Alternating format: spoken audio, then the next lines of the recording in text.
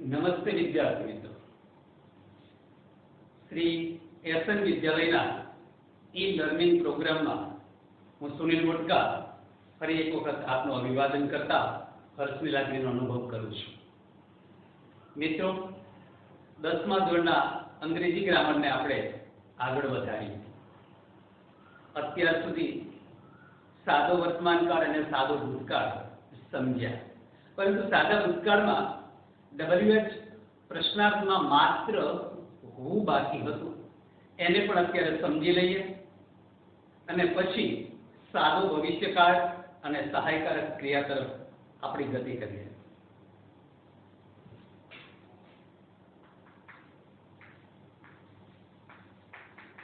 The simple past tense. મિત્રો, રચનાને ફરી એક વખત યાદ દેવડાવવા માટે જ લખું છું. એક્ટિવ વોઇસમાં ક્રિયાપદનું ભૂતકાળનું રૂપ, જ્યારે પેસિવ વોઇસમાં was કે were પ્લસ મુખ્ય ક્રિયાપદ છે એનું ભૂતકૃદંત, જેને ઇંગ્લિશમાં આપણે past participle of the main verb અથવા V3 તરીકે જાણતા હોઈએ છીએ. વિધાન વાક્ય, સાદું પ્રશ્નાર્થ, WH પ્રશ્નાર્થમાં why, where, when, how, what, how many, how much, whose, which આટલા પ્રશ્નસૂચક શબ્દો સાથે સાદા ભૂતકાળની રચનાને આપણે અગાઉના પીરિયડમાં સમજી લીધી, પરંતુ અત્યારે જે બાકી છે એ વાક્ય બનાવવાની રીત છે હું પ્રશ્નસૂચક શબ્દ સાથેની. મિત્રો, આપ જાણો છો કે હુંથી પ્રશ્ન પૂછીએ એટલે સ્વાભાવિક છે કે કર્તા જવાબમાં મળે છે અને હું પછી તરત મુખ્ય ક્રિયાપદનું ભૂતકાળનું રૂપ મૂકવાનું છે. મુખ્ય ક્રિયાપદનું ભૂતકાળનું રૂપ અને પછી કર્મ. વારંવાર કહું છું મિત્રો, એ અન્ય શબ્દનું સ્થાન છે, સમજી લીધું. અને હવે પેસિવ વોઇસની રચના નિયમ મુજબ WH વાળા પ્રશ્નસૂચક શબ્દને વાક્યની શરૂઆતમાં મૂકવાનું છે, પરંતુ હું એક કર્તા પણ છે અને WH વાળો પ્રશ્નસૂચક શબ્દ પણ ગણી શકાય. એટલે આને બાય વડે જોડવો પડે અને એની કર્મ વિભક્તિ થાય છે બાય whom, એટલે વાક્યની શરૂઆતમાં જ મૂકીશું. એક નિયમ એવો પણ છે કે કોઈ પણ WH વાળો પ્રશ્નસૂચક શબ્દ સિવાય કે હું આમાં હું પછી મુખ્ય ક્રિયાપદનું ભૂતકાળનું રૂપ એવું મૂકી શકીએ, પરંતુ એ સિવાયના તમામે તમામ પ્રશ્નસૂચક શબ્દો ત્યારે જ પ્રશ્નાર્થ બનાવે જ્યારે એની સાથે ટુ બી નું રૂપ કે સહાયક ક્રિયાપદ હોય. તો અહીંયા ટુ બી નું રૂપ મૂકવાનું છે, પણ કોના આધારે મૂકવાનું છે? કર્મને આધારે. તો કર્મને આધારે આપણે મૂકીશું was કે were પ્લસ કર્મ. ફરી એક વખત યાદ દેવડાવું, અહીંયા was કે were એ કર્મ આધારે મૂકવામાં આવ્યું છે અને પછી આ મુખ્ય ક્રિયાપદ છે એનું ભૂતકૃદંત મૂકીશું અને છેલ્લે ક્વેશ્ચન માર્ક કમ્પલસરી છે. Who explained this poem?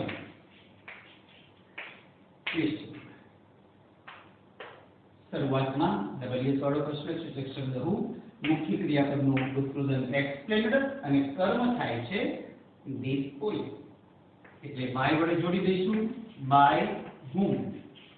યાદ દેવડાવું ફરી, ક્યારે પ્રશ્ન બને એની સાથે was કે were સાદા ભૂતકાળમાં પેસિવ વોઇસમાં હોય એટલે was were મૂકવાનું છે. કોના આધારે મૂકવાનું છે? કર્મ આધારે. કર્મ this poem એક વચનમાં છે એટલે આવશે was this poem અને છેલ્લે મુખ્ય ક્રિયાપદનું જે ભૂતકાળનું રૂપ આપેલું છે એનું ભૂતકૃદંત. અને મિત્રો યાદ પણ દેવડાવું કે જ્યારે શરૂઆતના તબક્કામાં જ મેં તમને કીધેલું કે જે મુખ્ય ક્રિયાપદ એના ભૂતકાળના રૂપમાં ઈડી લાગેલું હોય તો એનું ભૂતકૃદંત પણ પાછળ ઈડી પ્રત્યય સાથેનું જ હોય છે. એક્સપ્લેન્ડ એટલે ભૂતકૃદંતમાં ભૂલ ન પડે. Who broke the glass? Which શું થશે જવાબમાં ભૂલ કરશું? by whom. ગ્લાસ એકવચનમાં છે તો એની સાથે to be નું ફોર્મ ભૂતકાળનું આવશે was. by whom was the glass broke નું થશે broken. question mark. Who ate an apple? question mark. who નું થશે by whom. an apple એક વચનમાં છે was. an apple અને by વડે કરતા તો પહેલા જોડી દીધો છે. મુખ્ય ક્રિયાપદનું ભૂતકૃદંત કરવાનું છે. એકનું મૂળરૂપ થશે eat અને ભૂતકૃદંત થશે eaten. question mark. પછી who sang a song nicely? અહીંયા નાઇસલી અન્ય શબ્દોને લઈને પણ એક વાક્ય સમજી લઈએ. થશે who નું by whom. એક સોંગ એક વચનમાં છે એટલે was a song અને પછી sang નું ભૂતકૃદંત થશે sung. અન્ય શબ્દ વાક્યાંતે nicely. question mark. મિત્રો અહીંયા સાદા ભૂતકાળને પણ આપણે પૂર્ણાવૃત્તિ અર્પણ કરી છે. કહેવાયું છે ને કે good better best, never let it rest till our good is better and our better best. શ્રેષ્ઠ બનાવવાના સંકલ્પ સાથે દરેક કાળને ડાયજેસ્ટ કરવાનો પ્રયાસ કરીશું. બહુ જ ઉપયોગી છે મિત્રો. એટલે જે સૂચન કરેલા છે એકાદ બે લેક્ચરમાં વિડિયો પોઝ રાખી અને આપને કીધેલું પણ છે કે વાક્ય બનાવજો. તમે બનાવવા જશે મને વિશ્વાસ છે. તમે એસએન વિદ્યાલયના વિદ્યાર્થી છો. આપણે બધા જ તમે અને અમે આપના મા બાપના સંકલ્પોને સાકાર કરવા માટે તૈયારો પુરુષાર્થ કરીએ છીએ. એ સંકલ્પને આપણે ક્યાંય પાછો પડવા દેવો નથી મિત્રો. એટલી તો ખબર છે જ આપણને. સ્વામી વિવેકાનંદે પણ કીધું જ છે ને, arise awake and stop not till the goal is reached. ઉઠો, જાગો અને ધ્યેય પ્રાપ્તિ સુધી મંડ્યા રહો. અને આપણે સતત ધ્યેય પ્રાપ્તિ સુધી આપણા વિચારોને શિક્ષણ સુધી મર્યાદિત રાખવાના છે. આપણા વિચારોને આપણા મા બાપના સંકલ્પ સુધી મર્યાદિત રાખવાના છે.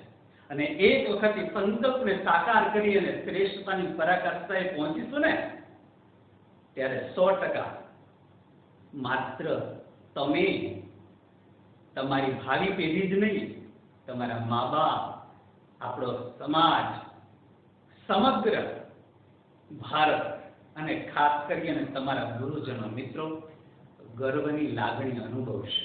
એવો ગર્વ, અનંત આકાશની માફક વિસ્તરતો ગર્વ કે જ્યાં કોઈ બંધન ન હોય એવો ગર્વ મિત્રો. પણ પછી પ્રયાસ તો કરશું ને આપણે બધા સાથે મળીને.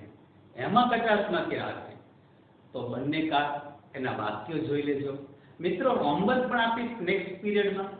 સાદા વર્તમાનકાળનું વાક્ય હશે, સાદા ભૂતકાળનું વાક્ય હશે. હવે હું તમને શીખવા જઉં છું સાદો ભવિષ્યકાળ.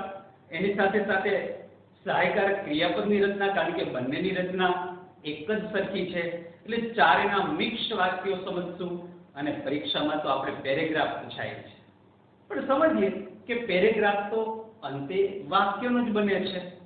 એટલે પહેલા વાક્ય સમજશું અને પછી પેરેગ્રાફની પણ પ્રેક્ટિસ કરીશું, અઢળક પ્રેક્ટિસ કરીશું. અને એનું સોલ્યુશન કરાવશું એટલે મને વિશ્વાસ છે કે તમને એક્ટિવ પેસિવ મુઠ્ઠીમાં થઈ જશે, ફાવશે, એમાં બે શક બે મત નથી. ચાલો હવે આપણે સાદા ભૂતકાળને પૂરો કર્યો, સાદો ભવિષ્યકાળ અને સહાયકારક ક્રિયાપદની રચનાને સમજવાનો પ્રયાસ કરીશું. મિત્રો, દરેક રચનાને, દરેક મેં ભણાવેલા વાક્યને બહુ સાદા વાક્યોને પસંદ કર્યા છે, જેથી કરી તમને સમજણ પડે. પછી ક્રમશઃ જ્યારે પ્રેક્ટિસમાં લેશું ત્યારે એ પ્રેક્ટિસમાં થોડાક વાક્ય એ પ્રમાણે લેશું કે જે હોશિયાર વિદ્યાર્થીઓ પણ સરળતાથી લખી શકે અને જે વિદ્યાર્થીઓ સામાન્ય છે, અંગ્રેજીની માનસપટમાં પહેલેથી કદાચ થોડું કેવું સમજી બેઠા છે કે આ આપણી ભાષા નથી, થોડુંક બે કાચો છે, પણ ખરેખર એવું કશું હોતું નથી. અંગ્રેજી સ્કોરિંગ સબ્જેક્ટ છે અને આપણે સ્કોરિંગ બનાવીને જ રહેવાનું છે. એટલે એ બધા જ પ્રકારના વાક્યોને સમજીશું, પણ પ્રયાસ મારી સાથે સાથે તમારે પણ એટલો જ કરવાનો છે. ધ સિમ્પલ ફ્યુચર ટેન્સ મતલબ થશે સાદો ભવિષ્યકાળ. હવે સાદા ભવિષ્યકાળ ક્યારે વપરાય? તો કે ભવિષ્યમાં થનારી ક્રિયાને સૂચવવા માટે. ક્યારે વપરાશે?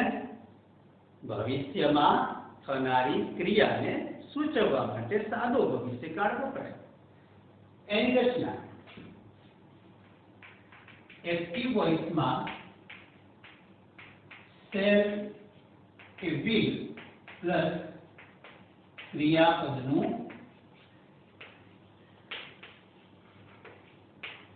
મૂળ રૂપ અને પેસિવ વોઇસમાં શેલ કે વિલ પ્લસ બી ભૂતકૃત. મિત્રો, અહીંયા એક વસ્તુ નવી આવી છે, બી, અને મેં બી ની વચ્ચે અહીંયા પ્લસ મૂકો, એવો પ્લસ મૂકેલો નથી. એમ કે જો નકારાત્મક વાક્ય હોય ને તો નોટ અહીંયા મૂકી શકાય શેલ વિલ પછી, પણ બી અને ભૂતકૃદંતની વચ્ચે એક પણ શબ્દ ન આવે એની ખાસ તકેદારી રાખીશ. ફરી એક વખત, બી અને ભૂતકૃદંતની વચ્ચે એક પણ શબ્દ આવવો જોઈએ નહીં. જેવી રીતે સાદા ભવિષ્યકાળમાં એના ઓળખ સૂચક શબ્દો હોય, સહાયકારક ક્રિયાપદ તો સ્વાભાવિક રીતે રચના એક જ સરખી છે, પણ એ બધા જ વર્તમાન અને ભવિષ્યના કાળ સાથે સંબંધ ધરાવે છે.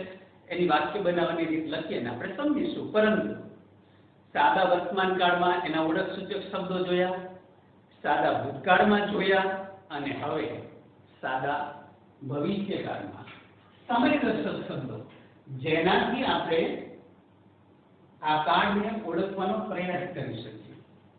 ટુમોરો એટલે કે આવતીકાલે, ધ નેક્સ્ટ ડે અથવા તો ધ નેક્સ્ટ વાળા સમયદર્શક શબ્દ, next week, next month, next year, આ બધા. ઇન ફ્યુચર ભવિષ્યમાં, ઇન કમિંગ ડે એટલે કે આવતા દિવસોમાં, soon at night, આ બધા શબ્દો ભવિષ્ય સૂચવે છે. એની વાક્ય બનાવવાની રીત જોઈએ. વિધાન વાક્યની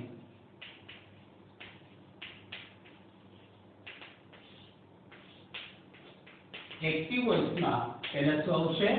કર્તા. કર્તા મુજબ આપણે શેલ કે વિલ મૂકશું. હવે પ્રશ્ન એ થાય, ક્યારે શેલ મૂકવો અને ક્યારે વિલ મૂકવો? મિત્રો, તમારે એટલું યાદ રાખવાનું છે કે આઈ છે ને એની સાથે શેલ, વી એની સાથે પણ શેલ, એટલે ત્યાં પ્રથમ પુરુષ એક વચન અને બહુવચન એની સાથે શેર મૂકવાનું. બાકી બીજો પુરુષ you will, ત્રીજો પુરુષ he will, she will, it will અને they will. આવી રીતે મૂકશું. પાછો પ્રશ્ન થાય કે સાહેબ આ સેલ આ બે માટે જ વપરાય? ક્યારેક ક્યારેક તો અમે યુ સાથે પણ સેલ જોઈએ છે, ઈ સાથે જોઈએ છે, અને દે સાથે જોઈએ છે, બધા સાથે જોઈએ છે, અને ક્યારેક ક્યારેક વિલ આઈ સાથે પણ જોવા મળે છે અને વી સાથે જોવા મળે છે. વાપરી શકાય મિત્રો, પરંતુ એના પણ નિયમો તો હોય જ. ગમે ત્યારે ગમે તે વાપરી નથી શકાતું. આ આઈ સેલ સામાન્ય સંજોગોમાં આઈ સેલ ગો ટુ અમદાવાદ, હું અમદાવાદ જઈશ. પણ જો હવે ફરજિયાત જ જવાનું થયું તો I will go to Ahmedabad, હું અમદાવાદ જઈશ. એ ભારપૂર્વક સૂચવે છે. એક જૂના 10મા ધોરણના લેસનમાં એક રાજા એબોટને કહે છે કે ત્યારે આ પ્રશ્નના જવાબ આપવાના છે. If you do not answer my question, you shall die. આ વાક્ય હતું, you shall die. તું મરી જ જઈશ જો મારા પ્રશ્નનો જવાબ આપીશ નહીં ને, તો હું તને મારી નાખીશ. એના માટે મરવું ફરજિયાત પણ થઈ ગયું. ત્યારે આવા ઇન્ટરચેન્જ શબ્દો મૂકી શકાય, પરંતુ આપણે એમાં અત્યારે નથી પડવું. આટલું ધ્યાન રાખશું. આઈ સાથે વી સાથે સેલ, બાકીના બધા સાથે વી. ઓકે. પછી ક્રિયાપદનું મૂળરૂપ અને કર્મ અન્ય શબ્દ પૂર્ણ વિરામ. જ્યારે પેસિવ વોઇસની રચના, પેસિવ વોઇસમાં કર્મને તો પ્રાધાન્ય આપીશું જ ને. કર્મ મુજબ શેલ કે વિલ બહુ ઓછું જોવા મળશે કે કર્મ તરીકે આઈ અને વી હોઈ શકે, પણ બહુ ઓછા. એટલે કર્મ તરીકે આઈ અને વી સિવાયના હોય ને આપણે વિલ જ મૂકવાનું. પ્લસ બી ભૂતકૃદંત. બી ભૂતકૃદંતની વચ્ચે એકે શબ્દ મૂકી શકાશે નહીં. બાય વડે કરતા અને બાય વડે કરતા જોડીએ તો યાદ કરી લઈએ. આઈ નું મી, વી નું અસ, એક વચન બહુવચનના યુ નું યુ, હી નું હિમ, સી નું હર, ઇટ નું ઇટ, ધે નું ધેમ. ઇટ નું ઇટ્સ ન થાય એ ધ્યાનમાં રાખીશું મિત્રો. ઇટ્સ એ સંબંધ વિભક્તિનું રૂપ છે. કર્તા અને કર્મ બંને વિભક્તિના રૂપો ઇટ જ છે.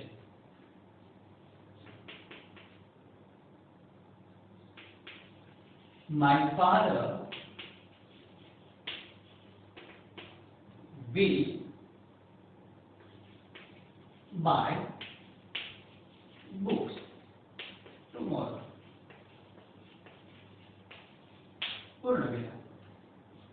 My father કરતા છે, will buy ક્રિયાપદનું મૂળ રૂપ છે અને પછી books એ કર્મ છે, tomorrow અન્ય શબ્દો છે. કર્મને પહેલા લાવીશું books. હવે આમાં મિત્રો એક વચન બહુવચન તો આપણે જોવાનું છે ને કે એક વચનમાં જેવી રીતે is અને was મૂક્યું વર્તમાન ભૂતકાળમાં, બહુવચનમાં are અને were મૂક્યું. આમાં તો સેલ વિલમાં જોવાનું છે. I અને we સિવાય આપણે will જ યાદ રાખવાનું છે. will be bought. ઉતાવળમાં પણ આપણે બી ભૂલી જવાનું નથી જ.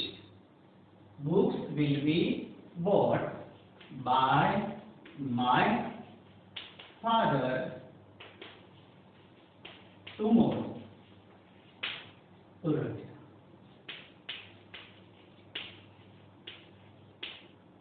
He will વેલકમ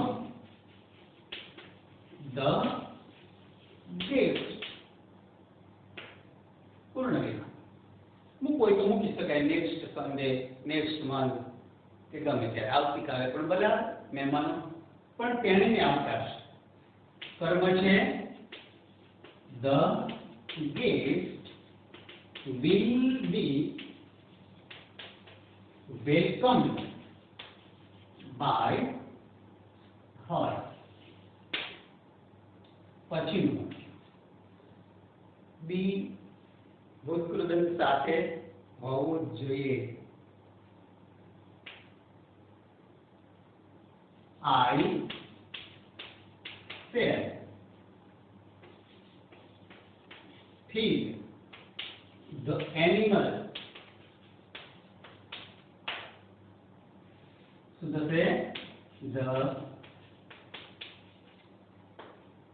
animal, અહીંયા એનિમલ્સ આ આઈ છે એટલે ત્યાં આવ્યું, પણ એનિમલ્સ આઈ અને બી ની બહાર છે, મૂકીશું will be. ફીડ એટલે ખવડાવવું, ખાવા માટે ઈ શબ્દનો ઉપયોગ કરીએ છીએ. જ્યારે ખવડાવવું હોય તો એના માટે ફીડ શબ્દનો ઉપયોગ થાય, તો ફીડનું ભૂતકૃદંત થશે fed by me. મિત્રો આવી રીતે બહુ સાદા વાક્યો આ અત્યારે મારી જ હાજરીમાં બહુ બધું નહીં પણ 5 વાક્યો બનાવો, જેમાં કર્તા, શેલ વિલ, ક્રિયાપદનું મૂળ રૂપ અને કર્મ, ભવિષ્ય સૂચક શબ્દો મેં અહીંયા લખ્યા છે, એનો ઉપયોગ કરીને બનાવશો તો ગમશે, સારી વસ્તુ છે. તો થોડોક સમય હું વિડિયાને પોઝ કરું છું. આ 5 વાક્યો બનાવો એક્ટિવના અને પછી એને પેસિવમાં ફેરવવાનો પ્રયાસ કરો. મને વિશ્વાસ છે કે તમારામાં એક પ્રકારનો કાળનો જે શીખવાનો ઉત્સાહ છે ને એ બેવડાઈ જશે. મિત્રો થોડો સમય વિડિયો પોઝ કરું છું.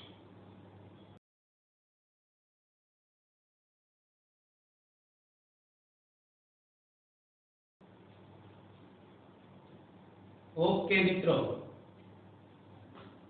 લખ્યા ને? થઈ ગયું બેસતું હોય તેનું પણ થઈ જાય. આમ આપણે ભવિષ્યમાં જે કંઈ આયોજન છે, આવતીકાલે, પરમ દિવસનું, એક અઠવાડિયા પછીનું, આવતા વર્ષનું, આ બધું જ આપણે જાતે લખી શકીએ ફ્રી સમયમાં. તમારા આયોજન વિશે, તમારા ભાઈ બહેનના આયોજન વિશે, તમારા મમ્મી પપ્પા અને મિત્રના આયોજન વિશે ભવિષ્યકાળમાં 4-5 વાક્યો એક્ટિવમાં હોય, 4-5 વાક્યો પેસિવમાં હોય અને બનાવીએ. ભૂલ પડશે, પડવા દો.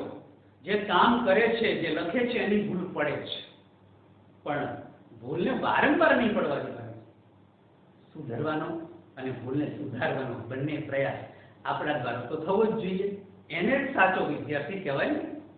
ચલો મિત્રો, સાદા ભવિષ્યકાળ આપણે વિધાન વાક્ય ભલે 3 વાક્ય શીખ્યા, પણ એની સાથે સાથે સહાયકારક ક્રિયાપદની રચનાને પણ લઈએ.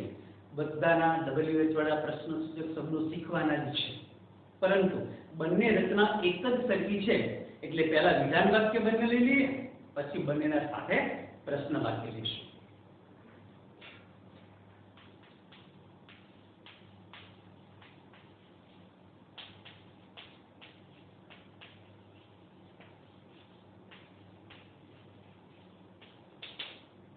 સહાયકારક ક્રિયાપદ, જેને હેલ્પિંગ વર્બ પણ કહેવાય છે અને મોડેલ ઓક્સિલરી કહેવાય છે.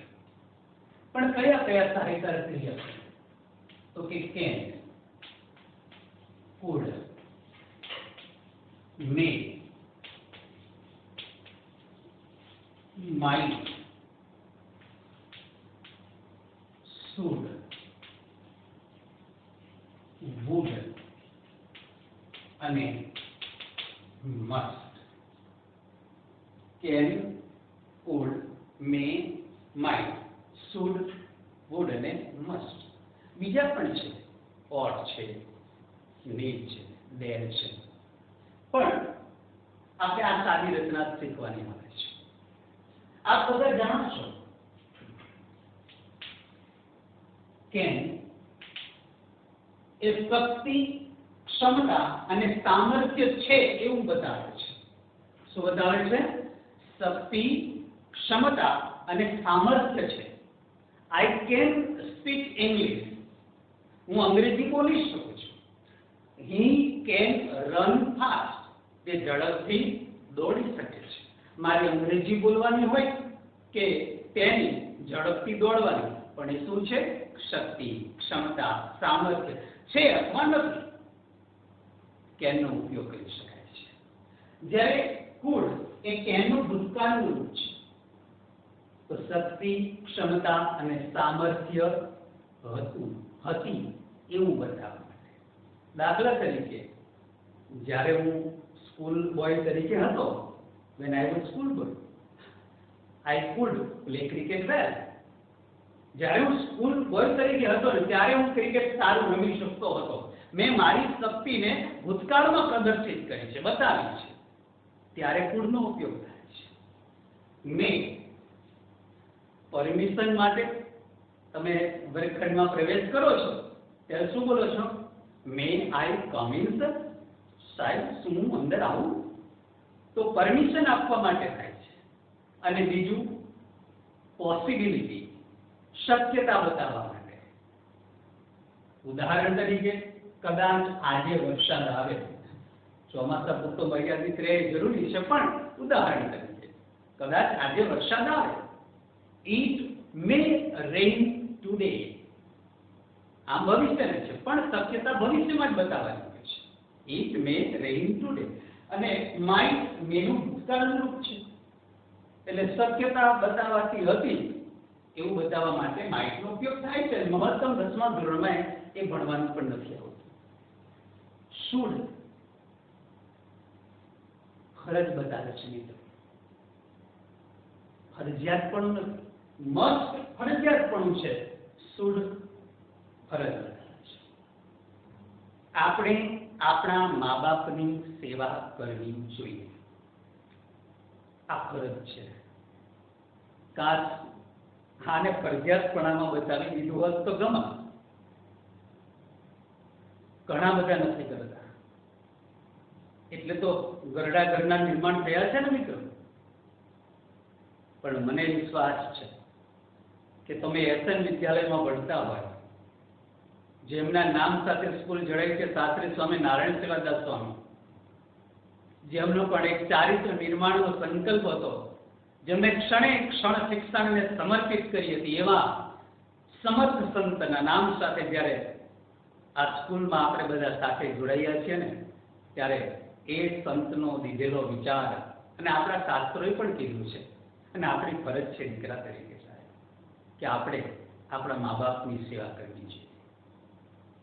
ગમે તેટલું આગળ વધ્યા પણ જો મા બાપની સેવા વગર આગળ વધ્યા ને તો આપણું આગળ વધવું નકામું છે મિત્રો.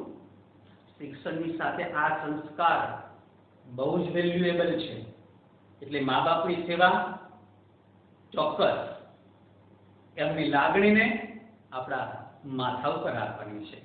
પણ અત્યારે તો આપણે શુડમાં ઉપયોગ કરશું. આપણે આપણા મા બાપની સેવા કરવી જોઈએ. વી શુડ સર્વ અવર પેરેન્ટ્સ. ફરજિયાતપણું બતાવવાનું છે તો મસ્ટ. ફરજિયાતપણા માટે તેનો ઉપયોગ કરશું, મસ્ટનો ઉપયોગ કરશું. હા, કમ્પ્લીટ ધ સેન્ટેન્સ શીખવાડીશ એટલે ફરી બધું જ વાક્ય બનાવવાની રીત સાથે અને એ જે ડેફિનેશન અત્યારે બોલું છું ને, લખીને સમજીને કેવી રીતે વાક્ય બનાવી શકાય એ પણ આપણે શીખીશું નેક્સ્ટ એકાદ બે લેક્ચરમાં. મસ્ટ ફરજિયાતપણું. વિદ્યાર્થીઓએ સ્કૂલમાં યુનિફોર્મ પહેરવો જ જોઈએ. યુનિફોર્મની મહત્તા છે સાહેબ. યુનિફોર્મ પહેરો, ટાઈ સરસ મજાની પહેરો. આપણા યુનિફોર્મમાં છે ને પેન્ટ શર્ટ સરસ મજાના, શૂઝ હોય, સોક્સ હોય, ટાઈ હોય, કેવા સરસ મજાના લાગે. પણ એવો પ્રશ્ન એક વિદ્યાર્થી મને કરેલો કે શું ટાઈ પહેરવાથી સાહેબ 1 ટકો વધી જશે? ના મિત્રો, ટાઈ પહેરવાથી ટકા વધતા હોય તો સારું જ છે, પરંતુ દરેકનો યુનિફોર્મનો પણ એક મહિમા હોય છે. આપણા સૈનિકો સરહદ ઉપર હોય છે ત્યારે ગમે તે કપડાં પહેરી સરહદ ઉપર હોય છે કે એનો પણ યુનિફોર્મ છે ને? વકીલોનો પણ છે, ડોક્ટર્સનો પણ છે, નર્સનો પણ છે, એવી રીતે વિદ્યાર્થીઓનો પણ હોવું જોઈએ ને. એ ફરજિયાત પણ છે. એમાંથી આપણને શિસ્તના પાઠ ભણવા મળે છે. એટલા માટે આપણો યુનિફોર્મ તો ફર્સ્ટ ક્લાસ હોવો જોઈએ. મસ્ત વપરાય છે. વુડ વિલનું ભૂતકાળનું રૂપ તો છે, પરંતુ વિનંતી દર્શક પ્રશ્ન પૂછવા માટે પણ વપરાય. વિનંતી દર્શક પ્રશ્ન પૂછવા માટે. Would you give me a glass of water? શું તમે મને પાણીનો ગ્લાસ આપશો? Would you give me your pen please? તમે મને તમારી પેન આપશો? એના માટે પણ વપરાય. અને વુડ એ એમ કેવું થઈ કહેવાય, આઈ would like to have T. પસંદગી, નાપસંદગી, ઈચ્છા, અનિચ્છા, રુચિ, અરુચિ, આ બધું જ બતાવવા માટે પણ વુડનો ઉપયોગ થાય. What would you like to have, T or coffee? તમને શું ભાવશે, ટી કે coffee?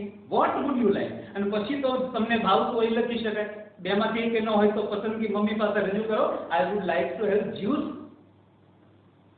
I would like to have, કોઈ પણ તમને જે ભાવતું હોય મૂકો, પણ એમાં પસંદગી આવી ને તમારી. તમને અંગ્રેજી વાંચવું ગમતું હોય તો તમે શું લખશો? વાક્ય બનાવીને રીત બનાવજો જાતે, વુડનો ઉપયોગ કરીને. I would like to read English.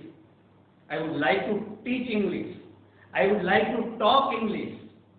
Sachin તેંડુલકરે કીધું એ મુજબ. એને કીધું હતું ને, I would play cricket, I would eat cricket, I would drink cricket. એમ આપણે પણ અંગ્રેજીમાં બની જવાનું છે. ત્યારે ઈચ્છા, અનિચ્છા, રુચિ, અરુચિ, પસંદગી, નાપસંદગી માટે પણ વુડ વપરાય છે. અને આની રચના પણ પેલા ભવિષ્યકાળની રચના જેવી જ છે. એક્ટિવ વોઇસમાં સહાયકારક ક્રિયાપદ કોઈ પણ એક, એની સાથે ક્રિયાપદનું મૂળ રૂપ વપરાય છે. જ્યારે પેસિવ વોઇસમાં સહાયકારક ક્રિયાપદ, મિત્રો જે આપેલું છે એ મૂકવાનું છે. કેન આપેલું હોય તો કેન, મે આપેલું તો મે. ઇનડાયરેક્ટ સ્પીચમાં કન્વર્ટ કરતી વખતે આપણે કેન નું ફૂડ મે નું માઇટ કરીએ છીએ, પરંતુ પેસિવ વોઇસમાં જે ક્રિયાપદ આપેલું હોય, સહાયકારક ક્રિયાપદ આપેલું હોય, એ જ સહાયકારક ક્રિયાપદ મૂકવાનું છે. અને પછી બી ભૂતકૃદંત ભવિષ્યકાળની જેમ જ. ઉદાહરણ લઈને સમજીએ. I can speak English very well. ઈ1 કી પણ લખી શકાય. ચલો કર્મ કયો થયો? ઇંગ્લિશ. જે સહાયકારક ક્રિયાપદ આપેલું છે એ મૂકવાનું છે. અને પેસિવ વોઇસની રચના બી સ્પીક નું ભૂતકૃદંત સ્પોકન. મિત્રો ખાસ ધ્યાનમાં રાખવાનું છે, ક્રિયાપદનું મૂળ રૂપ આવશે. એસી હોય તો પણ આમાં એસ લાગશે નહીં. એટલે કર્તા, સહાયકારક ક્રિયાપદ, ક્રિયાપદનું મૂળ રૂપ અને કર્મ. કર્મને પહેલા લઈ ઇંગ્લિશ કેન બી સ્પોકન. અને પછી આપણે જોવાનું, આ વેરી વેલ સમયદર્શક શબ્દ નથી. પહેલા મૂકો વેરી વેલ બાય મી. આમાં પર્ટિક્યુલર જેવી રીતે વર્તમાન, ભૂત અને ભવિષ્યમાં અન્ય સમયદર્શક શબ્દો લખ્યા એવું ન આવે. આમ લખવું તો લખી શકાય, આઈ કેન સ્પીક ઇંગ્લિશ નાઉ. ભલે ચાલુ વર્તમાન કાળનો શબ્દ છે, આમાં ઉપયોગમાં લઈ શકાય છે. વી શુડ સર્વ અવર પેરેન્ટ્સ. વી શુડ સર્વ અવર પેરેન્ટ્સ. જવાબ શું થશે? અવર parents should be served, be ભૂલશો નહીં, by us.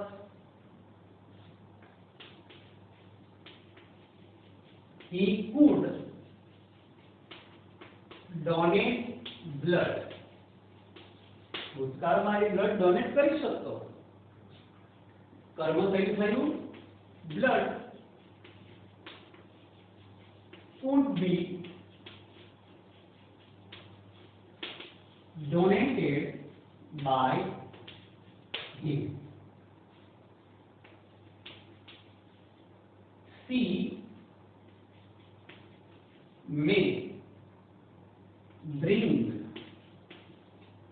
fruits. શક્યતા બતાવી છે મિત્રો, તેની કદાચ ફ્રૂટ લાવે. જવાબ થશે fruits may be brought by her. પછીનું વાક્ય, I would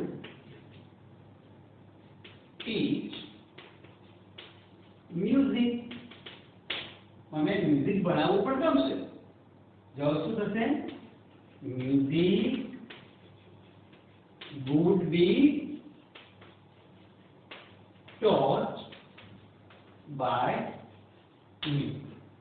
મિત્રો, મેં દરેકે દરેક સહાયકારક ક્રિયાપદને શરૂઆતના તબક્કામાં વ્યાખ્યા સાથે, એની સમજાવટ સાથે ક્યારે વપરાય છે એ બાબતને લઈને તમને થોડી એક્સપ્લેનેશન કરી સમજાવી. વિડીયોને ક્યારેક આગળ લઈ જજો. કેન, શક્તિ, ક્ષમતા, સામર્થ્ય, છે, કોડ, હતું, વુડ, ઈચ્છા, અનિચ્છા, રુચિ, અરુચિ, પસંદગી, નાપસંદગી, એ બધું જ તમે જાતે પણ બનાવી શકો. પ્રયાસ કરજો. નેક્સ્ટ પીરિયડમાં બંનેના પ્રશ્નસૂચક શબ્દોના વાક્યો સમજાવ્યા પછી વિગતવાર સમજીશું. પણ એક વખતનો પહેલા થયેલો પ્રયાસ, પ્રી ટ્રાય, સફળતા કેટલી મળે છે ને એને પણ આપણે જોશું. કરશો ને પ્રયત્ન? મને વિશ્વાસ છે તમે કરશો. શાસ્ત્રીય બાળકો ક્યારેય નકારાત્મક તો ન જોઈ શકે ને. આપ એવા વિદ્યાર્થીઓ છો મિત્રો, સતત પ્રયાસ કરો છો અને પ્રયાસના અંતે સફળતા આપે હાથવંતી કરવાની છે. મિત્રો, સમયનો સદુપયોગ કરશું, સમયને મૂલ્યવાન બનાવીશું અને સંકલ્પને સાકાર કરશું. ધન્યવાદ.